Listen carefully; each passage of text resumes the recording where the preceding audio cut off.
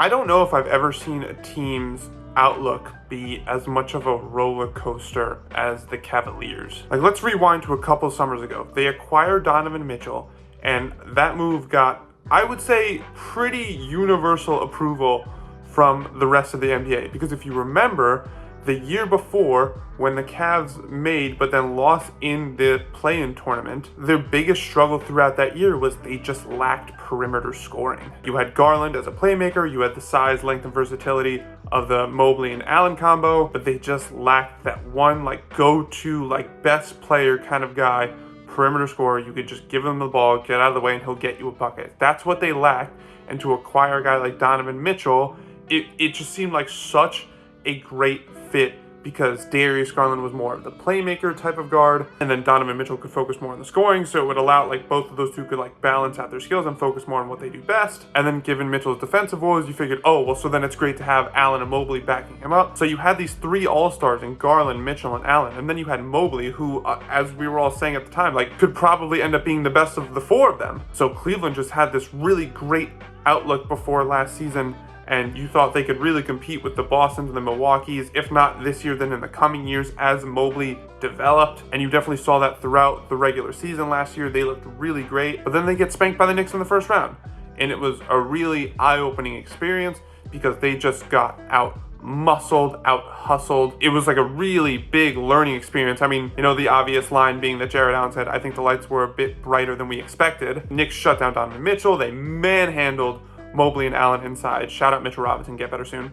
And they really exposed that hole that Cleveland had at the small forward position. And then fast forward to this year, and things haven't really gotten off to a great start. They're a game above 500, and it's more or less the same struggles they had last year, where Max Strus has actually been a pretty good solve for the small forward position, and yet the Cavs offense is still one of the worst in the league. And then you factor in how Mobley still really hasn't taken that kind of leap that you would have hoped from him. He doesn't have to be Cleveland's best player, the hub of their offense, but the three-point shot still isn't there, and so that just creates a whole lot of other problems with Cleveland's spacing. And now what feels like a really massive, potentially franchise-altering 1-2 gut punch, where we first learned that Darius Garland is going to be out for a few weeks with a jaw injury, and then immediately afterwards we learned that Mobley is going to miss 6 to 8 weeks after undergoing arthroscopic knee surgery. And so when you think about it, it's really crazy how in less than 2 years, Cleveland went from a future powerhouse in the East to a team that could very well be on the verge of blowing everything up. Because if you didn't know, Donovan Mitchell is going to be free agent in the summer of 2025. And as we all know, free agency for a player doesn't really start once they hit free agency. There's the pre-agency part, where if a team knows that their guy is leaving,